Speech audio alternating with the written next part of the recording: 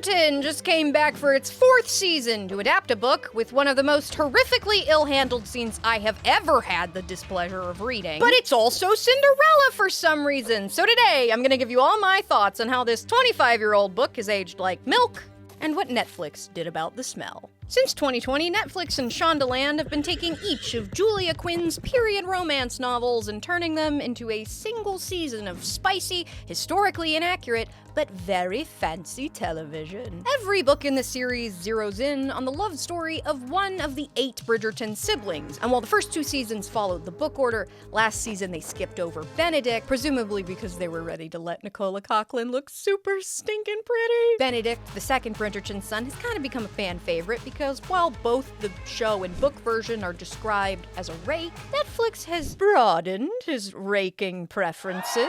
But, to I'm sure someone's dismay, his love story is Cinderella. And while the show tells the Cinderella story backwards, the book does it very traditionally. The book opens with Sophie, who is literally Cinderella, except she's illegitimate. Her mother was a maid and her father was a nobleman who largely ignored her, but does keep her part of the house even when the evil stepmother insists that she's removed. Before the bad mom is introduced, Sophie is given the education she would have if her mother was a fancy lady. But all that is ripped away when, you know the story, she's treated as subhuman once her father dies. As far as Cinderella adaptations go, I like the added detail of her being illegitimate. It gives the mom a realistic power over her that she wouldn't have if she was just her stepdaughter. And it gives Sophie her biggest ideology. She was ignored and abandoned because she was illegitimate, so she would never bring a child into the world to face the same circumstances. Does that mean the book will focus on spicy scenes that don't result in that specific consequence? No, it won't! But it is a Cinderella grounded in realism instead of magic, which I kinda like. Sophie's fairy godmother is her house staff as a whole. The dress is her grandmother's, and her wearing it is an acknowledgement that she is in fact part of the family that shunned her. I like that we open on Sophie. I like Cinderella. We all love an underdog who deserves happiness, and Julia does a good job getting me to root for her to go become the princess. But we also all already know the Cinderella story, which is why I think it's smart that the show opens on Benedict. The show opens on the Bridgerton family preparing for their big masquerade ball and introduces Benny as iconic, British, and bi. The book spends an entire chapter just on Sophie's backstory, but this episode doesn't get to her until she's already going to the ball. We don't know anything about her, but we know exactly who she is when her footman says, "Just be out by midnight." Starting Cinderella's story in medias res is a really fun idea because it lets us experience it from the perspective of Benedict. The show does eventually tell Sophie's backstory in episode 2, but right now, one line is all we need. In the book, when Sophie heads to the ball, it shifts perspective to introduce Benedict. He's not having fun at the ball because he's been forced to talk to pretty ladies who are only interested in his famous family of Bridgertons and refer to him not by name, but his sibling order, and call him number 2, which is such a high transgression for him that he seems to genuinely contemplate killing this lady. But when the author writes such irredeemably annoying women, it's okay for the main character to think of them as disposable, right? I am now going to explain their first meeting in more detail than you think is necessary, but trust me, you're going to be annoyed. Benedict is told to dance with Penelope Featherington by his mother. If you're only watching the show, remember that the order swapped, so she's not actually married yet here. He goes to talk to Penelope. Then he sees Sophie across the room. He thinks she's really pretty because she's so happy to be there. He forgets about Pen, makes a beeline for Sophie. The second she enters the room, got it, across the ball with Penelope, beeline to her. Remember that. She doesn't know how to dance, so he insists that he teach her on the private terrace. I hated this because we've got this whole chapter of how much Sophie deserves to go to the ball, and then she doesn't even really get to experience it because Benedict pulls her away the second she enters the room. In the show, when Sophie arrived, she wanders around the ballroom for a while, just looking at all the pretty set design and really fun and creative costume design. Look at Lady Danbury's. This 2 Zeuses are my favorite. Anyway, she actually gets to enjoy the party before Benedict even gets there. And after quite a bit of other character stuff, giving us the feeling that Sophie's gotten to be at the ball for a pretty long time, Benedict sees her from across the room, and she's staring starry-eyed at the chandelier. And different from the book, he actually asks what her name is. Yeah, in the book, he doesn't even ask her name until later when somebody else prompts him to do it. She won't tell him her name either. But the show gives us way more conversation before even heading to the dance lesson. In the book, once they get to the private terrace, they have a conversation about why their favorite colors are their favorite colors. And this attracts him to her because she asked why and not which. And that means that she is not shallow. They finally get to the dance lesson, which consists of him telling her to listen for the swell of the music, and she's apparently never noticed the beat of a song before and is so in awe that they kiss. I hate the way Julia Quinn writes kissing. Everyone's mouth is insistent. And then we get to my favorite part of the book. He licks her arm and goes, "I thought you might like that." Ding dong, it's pumpkin time. One of the biggest problems in the book is that you as the reader have enough time to fall in love with Sophie, but Benedict's time with her is too short to believe that they've magically fallen in love from a single lick of the arm. So the show, letting us meet her with the same amount of knowledge as him, gives us a chance to fall in love with her at the same rate. The show doesn't have them ask why their favorite colors are their favorite colors. Instead, Benedict hits Sophie with a "you're not like other girls." She gets an anti-pick-me speech, and apparently that shifts his entire worldview. If only it were that easy. He asks her so many more questions than he did at this point in the book, where he was licking her arm, and when they get to the dance lesson, she doesn't figure out time signatures for the first time. Nobody's mouth is insistent, and it's actually really cute. So Cinderella as a story is probably older than you think. I was under the impression that the 1800s Brothers Grimm was the original written record, but it was actually recorded for the first time in the 1st century CE and might be about a real Greek girl from the 6th century BC. It's called Rodolphus, and it's set in Egypt. She doesn't even go to the big party in this one, but the hard labor life, the animal friends, the shoe, it's all there. Over time, cultures all over the world developed their own versions, and it slowly formed into the story we know today. But no matter how it's told, it has the same problem when looked at through a modern lens. The prize for Cinderella's hardship is marriage to someone she's either barely, or in the case of Rodolphus, never met. And we no longer live in cultures where marrying someone you don't know is cool and fun and romantic. For cultures where that is still a thing, it's practical at best and tragic at worst. And despite the fact that the Cinderella adaptation part of An Offer from a Gentleman is only in the first couple chapters, the opportunity to develop a believable romantic relationship throughout the rest of the book doesn't really happen either. But of course, Cinderella's story doesn't end with pumpkin time. He's got to search for her now. In the book, despite spending an hour with her and only knowing her favorite color, the man is picking out baby names because when she entered the room, the air felt different. It's giving Edward loves Bella because she smells good. In the book and the show, he tries to find her with her glove, but never actually does. In both, the mom puts it together that she went to the ball and kicks her out of the house. At this point, the book time jumps 2 years and the show only goes forward a few months, but I have to warn you now. This is the worst part of the book, and if you do not want to hear about the common trope of the main character getting SA'd just for the sake of the man getting to jump in and save her, then I suggest you skip to the show part of this section because, spoiler, the show didn't do this, and for good reason. But if not, buckle up, because this is awful. 2 years after the big masquerade ball, Benedict is at a hot and spicy degenerate party out in Wiltshire, but the man is bored. As he's leaving, what does he come upon but Sophie, who happenstancily has a job at the house as a maid, with 3 men attacking her and touching her where she ought not be touched. Big surprise, Benedict saves her, offers to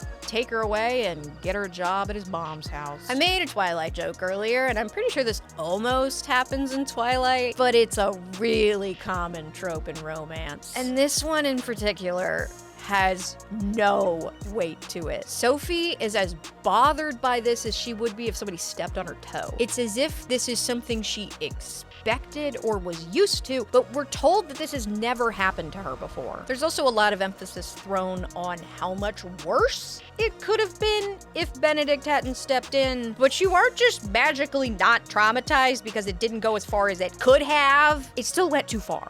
She does cry about it later, but she's also crying about him not recognizing her, so it gets muddled with these things that seem so much less significant because we need her to be more sad that Benedict didn't immediately recognize her because it's only chapter 6, y'all, and we need to save the recognition for the big dumb third act misunderstanding fight.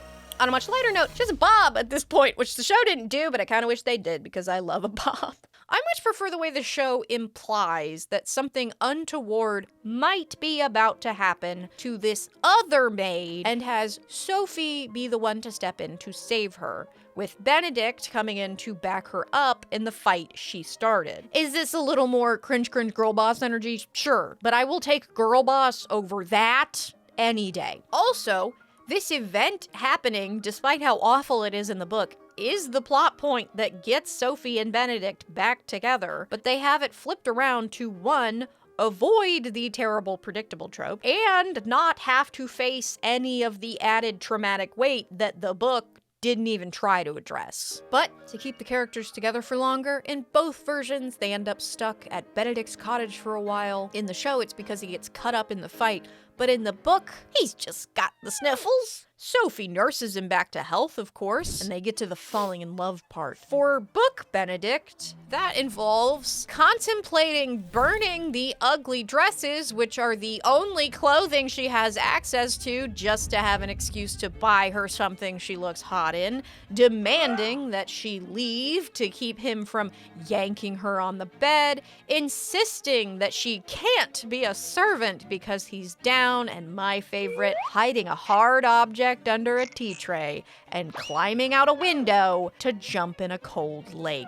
It's starting to feel like parody. In the show, it's cute actually. Benny shows her that he'd go out and fire making instead of trying to burn her clothing. He does still go swimming naked, just without the tea tray context, and in both, she spies on him naked. The show plays it more as a funny, embarrassing moment. It's a cheeky argument, like, you were spying on me, nuh-uh, yeah-huh, kiss, kiss. Oh no, not supposed to kiss. It's sweet, it's nice. It's not sweet or nice in the book. They still kiss, but she also punches him in the face for calling her stupid. He grabs her ankle and makes her fall to the ground. He ends up begging her to be his mistress. She refuses and then is like, okay, you don't have to be my mistress, but you have to come work as a maid at my mom's house, or I will tell the law that you stole from me. He threatens to have her arrested because he knows what's best for her. In the show, she just goes back to London because she wants to. Tangent. It has been 4 seasons, and they finally hit us with the Vitamin String Quartet. All I wanted was you. If they were pandering directly to me, it would have been careful, and I did find an article that apparently somebody on the crew recommended a different Paramore song for this moment. I know in reality it was probably the only exception, but in my head it was careful. Anyway, we're at the halfway point now. The Cinderella theme has long been left behind, but more importantly, nobody's doinked yet.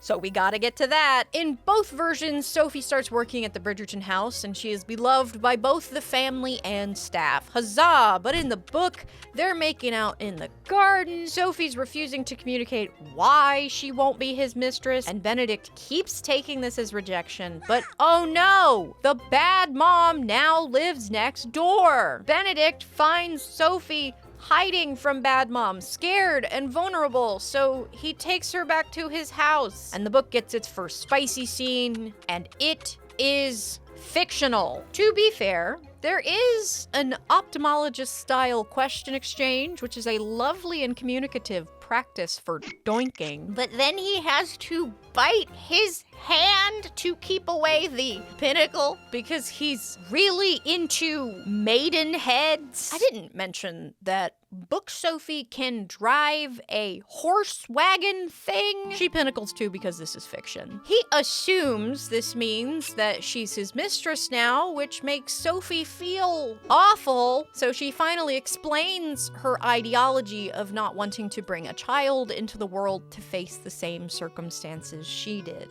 But wouldn't it have been really cool if she had just said this earlier and he could have been like, oh, cool! Fingies and mouths. No babies, fingies, and mouths. Guess what the show does? Phalange party! Benedict gets his big, I wanna be with you speech that ends with, be my mistress. She says nothing, but the answer is clearly no.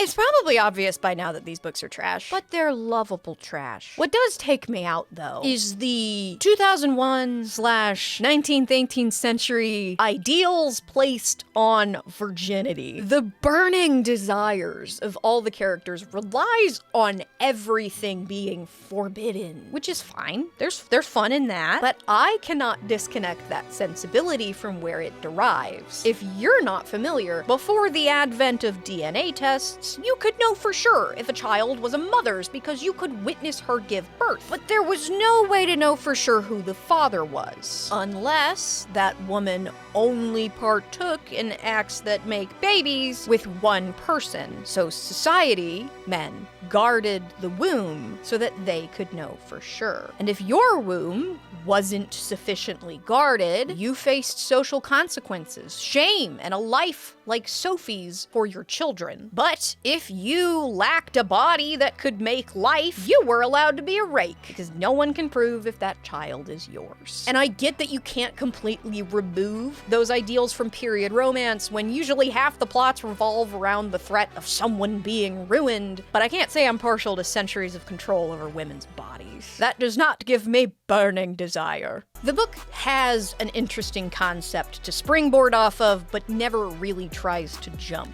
Though, in the show's second half, those rules of society become the antagonist. After the mistress question, Sophie gets this big speech after finding the drawings of the Silver Lady. She points out that Benedict would have never risked ruining the Silver Lady's reputation by kissing her, but had no issues with their phalange party. More importantly, the doinking is devoid of the Aaron Yeager special. The show shifts the blame onto society. The conflict doesn't come from the characters getting angry at each other, but at the system. The mistress offer becomes a chance at family and love in secret, away from society, bound together in every way that counts. And Sophie actually seems to consider it. So this is the point where I got really mad, because this book keeps trying to gaslight me into retconning things that happened in the same book. We get this extra detail for seemingly no reason that before Sophie met Benedict at the ball, she was actually there long enough to help Penelope get up after somebody knocked her over. When, if you'll remember, I made it very clear that at the beginning of the book, Benedict is talking to Penelope when Sophie walks in the room. Nothing important in the plot happens because of this detail. It's just a weird moment so that Penelope can kind of recognize Sophie, but then that has nothing to do with how Benedict actually finds out. Anyway, it's finally time for the big Silver Lady reveal. We waited so long to see how he'd put together the pieces, and he sees her playing a blindfolded game with children and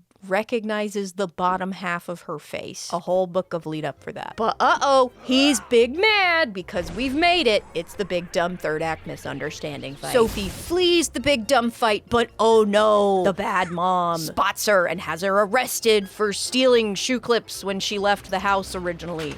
So she gets thrown in jail, where Bad Mom comes to belittle her, but the Bridgertons come in to save the day with the power of society and anime on their side. They have a big argument where Benedict grabs Bad Mom by the throat for calling Sophie a whore, and they make up a big, dumb, convoluted lie to both get Sophie out of jail and basically fabricate her a legitimate society identity. But yeah, that is the big climax, an argument in a jail cell. The book ends with Benedict telling her that she's smelly, and that she needs to take a bath. And with the surprisingly meta line, "You are the reason I exist, the very reason I was born." Which for a fictional character in a romance novel solely written to be the partner of this other character, that couldn't be more true. I like the show's ending better. It adds this real threat that she might not just be leaving to the other side of town, but to America. Benedict gets to have a big blow-up anger moment about society and how it treats women. Sophie decides to leave because they believe it's what's best for both of them, and it makes their love story really heartbreaking. Not as heartbreaking as how it uses Francesca's story to punctuate that even further, but I'd like to talk about Francesca another time. The Silver Lady reveal is completely rewritten and once again solved through costume design.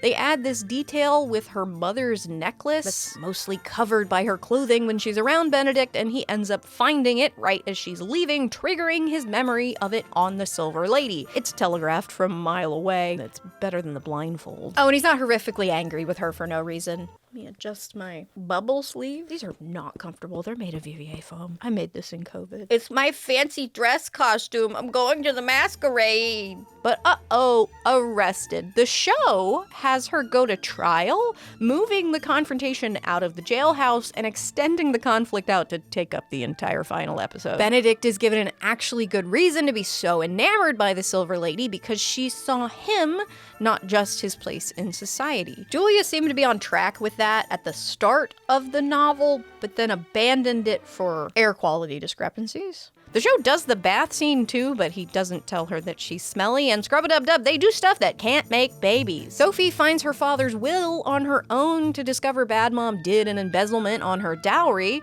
which the book just has some other character reveal. And the climax is Sophie gets to go to a ball as herself. She's actually part of the big final argument. They still do the convoluted lie, but the queen knows it's a lie and is chill about it, so I guess society did kind of change. And it gets rounded out with Sophie finally dancing at a ball and going back to the terrace in a blue dress as it strikes midnight because they actually remembered that the story starts as Cinderella. I'd say that's better than 6 people yelling at each other in a smelly jail. I've never really thought of Bridgerton as prestige television, but it's a fun and well-crafted show with gorgeous costume designs and nipples. This season, did they always show nipples? Anyway, it's no A Knight of the Seven Kingdoms, but it is certainly a fun watch. But the more you know about the original stories, the more interesting the show gets. It is fascinating to watch these outdated, sometimes even offensive romance books from the turn of the millennia and see them brought to life for a modern audience with the sensibilities that the author claimed to be going for but failed to represent. The book largely centers around Sophie's resolve to not reproduce in a society that gives her basically no rights or tools to control that herself, which could make for a really compelling story. But when her prize at the end is a man who asserted his higher position in that society to force her into doing what he wanted, mostly motivated by lust, and when bad things happen to her that never get properly addressed, I think I'd have an easier time analyzing Rodolphus as a feminist narrative than this novel. It's rare to see an adaptation that exceeds its source material, and while Bridgerton, the show, is far from perfect, it's certainly more romantic than licking someone's arm. I do like making these comparisons, so I guess I'll have to come back in a few years when they do To Sir Philip with Love, which I have already read. They're gonna have to make her gay. Thank you so much for watching. If you want to support the channel directly, you can check out my Patreon where you'll get some exclusive content. But if you're just watching, liking, commenting, subscribing, or sending the video to a friend or your mom, then you're supporting the channel too. So thank you. If you don't know, I do all of the little animations and all the little things by myself. I write all my stuff. So if you want to give this video a like to support creators that make actual cool little art pieces instead of just using AI slop like a lazy person, then please comment and tell me what you think of all by the dumb little drawings that I worked so hard on that so many people don't even have to bother with because they're lazy and they use AI and it's slop and bad. Anyway, but the biggest thank you to my newest big support tier patrons: Bonnie, Celestial Macaron, Cheerleader, Heroine by Cosplay, Megan Marie, and Tiny Porcelain. Thanks for watching. Bye.